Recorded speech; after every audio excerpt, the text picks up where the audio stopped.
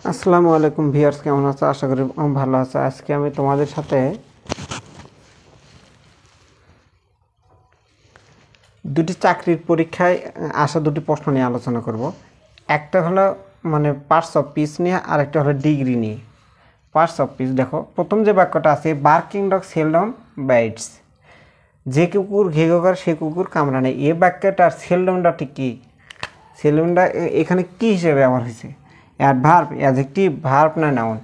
আমরা জানি যে ডম যার সাথে থাকে সেটা নাউন হয়। কী হয়? নাউন হয়। সে হিসেবে এটা নাউন হওয়ার কথা।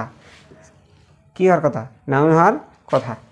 আচ্ছা, এখন দেখো, কিন্তু এই বাক্যে দেখো, এটা কি?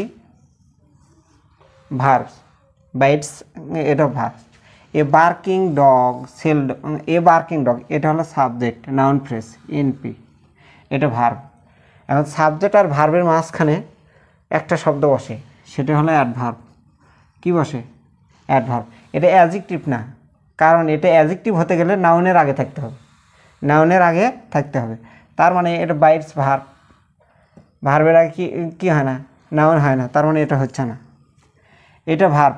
আর একটা ভার্ব হওয়ার প্রশ্নই আসে না। আচ্ছা, এখন হতে পারে অ্যাডভার্ব অথবা অ্যাডজেক্টিভ। অ্যাডজেক্টিভ হতে গেলে নাউনের আগে হতে হবে, কিন্তু ভার্বের আগে, অতএব এটা হবে না।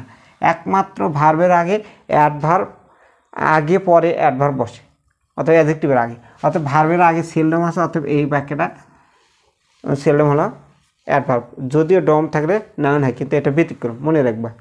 আচ্ছা, নিচেরটা এসে দেখি, which is of the two. ভালো করে খেয়াল করে দেখো, এখানে চিপ দেওয়া আছে পজিটিভ ডিগ্রি।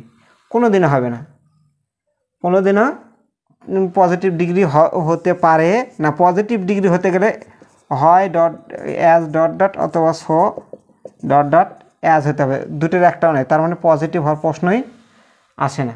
কী হওয়ার প্রশ্ন আসে না? পজিটিভ হওয়ার প্রশ্ন আসে না। আচ্ছা, তারপরে দেখো, চিপার হতে পারে, এটা কম্পিটিভ হতে পারে। আচ্ছা, তারপরে দেখো, দা চিপার হতে পারে। এই দুটো যে কোনো একটা হতে পারে। এটা হবে না, কারণ অ্যাজ নেই। সুপারলেটিভ হওয়ার প্রশ্নই আসে না, কারণ টু কথাটা উল্লেখ আছে। টু কথাটা যদি ডিগ্রির মধ্যে উল্লেখ থাকে, কোনো দিনে সুপারলেটিভ হবে না। তার মানে এটা হতে হবে। এখন প্রশ্ন থেকে যায় যে চিপার হবে না দা চিপার হবে, এটা এখন প্রশ্ন।